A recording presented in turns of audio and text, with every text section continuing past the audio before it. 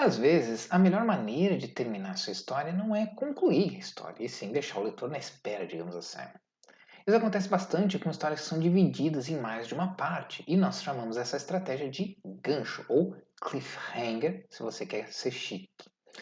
É um conceito bem simples de entender, mas acho importante comentar sobre o que faz um gancho ser interessante numa história. Primeiro, você precisa entender a principal função de um gancho.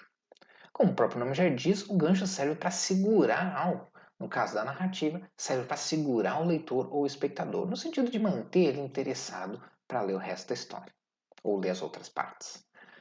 Por isso mesmo que gancho é muito comum em histórias divididas em múltiplas partes, como em séries de TV ou arcos de histórias em quadrinhos. O gancho existe para que aquela parte específica da sua história não precise terminar parecendo que a sua história foi cortada no meio, de forma aleatória, e também para deixar claro que a história não acaba ali, mas que tem mais desenvolvimentos interessantes para vir. Mas não dá para confundir gancho com o que a gente chama de final aberto, que eu comentei em aula anterior. Nós podemos encerrar uma história com a sensação de que há mais para saber, ou com diversas perguntas em aberto em relação ao tematicamente falando, e ainda assim servir como um final. O gancho tem a função de dizer para o leitor: essa história não acaba aqui, tem mais para ler. Quando a gente fala em gancho, é normal a gente pensar no que a gente viu de mais espalhafatoso, né? Aquela parte da história que terminou de forma explosiva ou com alguém caindo para a morte, etc. Mas o gancho pode vir de várias maneiras. Pode ser alguma revelação, uma reviravolta, pode ser alguma informação nova, ou até mesmo uma troca de diálogo. Existem ótimos ganchos por aí que não tem nada de explosivo, mas fazem muito bem o seu trabalho de manter o leitor interessado, que é isso que importa. Como vai ser o seu gancho não é tão importante, porque isso depende do tipo de história que você vai escrever, né? A história que você está contando. O mais importante é entender como um gancho pode realmente manter o leitor interessado na história, independente do tipo de história que você está fazendo. Spoiler, nem sempre vai ser pela pirotecnia. Então aí vai três critérios que vale ter em mente na hora de criar um bom gancho. Um bom gancho faz sentido. O que eu quero dizer com isso? Não adianta você jogar uma situação inesperada aleatória na história e esperar que o leitor vá com fluxo só porque é algo inesperado. Isso pode inclusive ter efeito contrário se deixar o leitor confuso demais. Lembra que eu comentei em outras lições e vale para esse caso também. Mesmo que o objetivo do gancho seja deixar o leitor confuso, porque a história exige isso, ele tem que no mínimo acreditar que aquilo vai levar para algum lugar. Esse que é o ponto. Outra coisa que é importante num gancho é que tem que ser algo que o leitor se importe.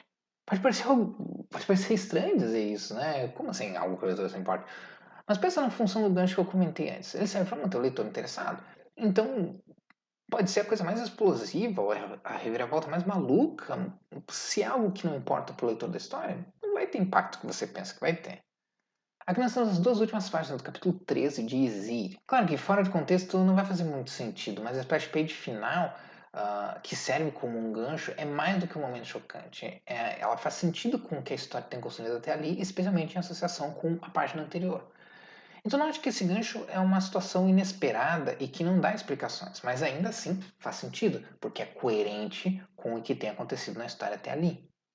Não adianta você passar aquela parte da história inteira trabalhando num personagem para chegar no gancho e do nada aparecer um outro personagem que a pessoa nunca viu em perigo. E daí, por que eu deveria me importar com esse personagem que apareceu do nada? O mesmo vale se você for fazer uma reviravolta. O assassino se revela sendo um cara aleatório que nem é citado na história, ou o sorveteiro que apareceu em um único quadro durante aquela parte. Por que eu deveria me importar? Então, nesse exemplo aqui de Ziri, a primeira parte constrói um mistério em torno de um deus azteca que cai morto, né, no céu do Canadá, mas também acompanha uma personagem indiana que está com uma doença terminal e não acredita nos deuses e nas ideias de vida após a morte dos pais.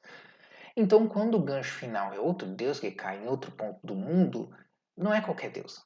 É Ganesha, o deus que escreveu o Mahabharata e parte importante das crenças religiosas hindus, do qual a cultura dessa personagem faz parte e que ela meio que rejeita. Então, nesse caso, há também uma conexão emocional entre o gancho e o que está acontecendo com a personagem durante a história. E é isso. Se você quer que o leitor continue interessado, o gancho tem que vir, né, tem que ser algo que você já tenha preparado o leitor para se importar. O que nos leva ao terceiro item. O gancho tem que ser uma consequência natural da história. Se o gancho é uma revelação inesperada, então que seja um mistério que você enfatizou o suficiente para o leitor entender que é algo importante, que em algum momento vai ser revelado, mesmo que ele não saiba o que vai ser revelado e quando. Você pode fazer o personagem citar que nunca conheceu o pai e isso ser apenas parte do desenvolvimento do personagem. Ou a gente pode descobrir que o pai dele é o vilão. Independente disso, que seja algo que parece uma sequência natural do que o leitor está lendo. O mesmo vale para um personagem em perigo. Se você mostrou o personagem sendo super fodão naquela parte inteira, naquele capítulo inteiro, aí chega no final do capítulo e subitamente fica em perigo, pode não colar muito com o leitor, né? Mas se você enfatizar que existe uma coisa específica que o personagem nunca fez e esse é o seu maior medo não conseguir realizar, o gancho pode ser justamente ele perceber que vai ser obrigado a fazer isso. Ou ser obrigado a fazer isso e dar errado. E a gente só vai saber o que aconteceu, as consequências do ter dado errado, na próxima parte da história. O fato do gancho ser uma consequência natural da história é reúne também os outros itens anteriores, pois vai ser um gancho que faz sentido e que importa para o leitor. Então é meio que uma combinação desses dois. E com esse combo você vai ter um gancho que segura o interesse do leitor, deixa ele querendo saber o que vai acontecer e aumenta as chances de ele comprar sua próxima edição, se a sua história tiver várias edições. Nesse exemplo do gancho do final do segundo capítulo de Ziri, que tem nos materiais complementares de alguma aula, que eu não lembro qual, mas tá lá, você pode baixar. Nós temos um monte de deuses caindo mortos depois de 2 capítulos preparando o leitor para entender que as primeiras quedas eram apenas o começo e que coisas muito maiores estariam para acontecer. Esses critérios que eu comentei servem para qualquer narrativa, mas vale a pena fazer algumas considerações sobre o uso de ganchos especificamente no HQ. Uma delas é se sua HQ for impressa. Na lição anterior sobre suspense e surpresa, eu comentei sobre as páginas de HQ, lembra? Sobre como a própria dinâmica da leitura de uma HQ pode nos dar um spoiler do que vem a seguir. Pegando aquela explicação como base, o ponto principal aqui é que se a página final que tem o gancho for a página ímpar, é provável que o leitor veja ela antes de ler a página anterior, ou seja, se tiver alguma surpresa, o leitor vai se dar um spoiler sem querer. E é inevitável, infelizmente. Vamos pegar como exemplo a primeira parte de uma história que começa logo depois da capa e não tenha nenhuma página extra no meio, nenhuma propaganda, nenhuma página de créditos separada, etc. Se essa primeira parte tiver um número total de, por exemplo, 22 páginas, a última página vai ficar atrás da penúltima, então só vai ser vista quando o leitor chegar lá. Se tiver um total ímpar, como 21 páginas, a última página vai ficar junto da penúltima página, quando ele abrir, assim, o que leva ao problema que eu comentei antes e na lição passada.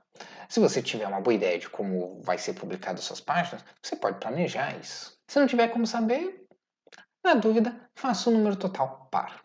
Outra coisa que pode dar spoiler involuntário é a própria página se o seu gancho estiver no último quadro da página. Porque quando você chega na página, tem um vislumbre dela como um todo e só depois você vai ler quadro a quadro, como eu já comentei na lição anterior. E é por isso que muitas HQs têm uma última página de gancho como splash page, porque assim o leitor vai ver tudo de uma vez quando chegar na página.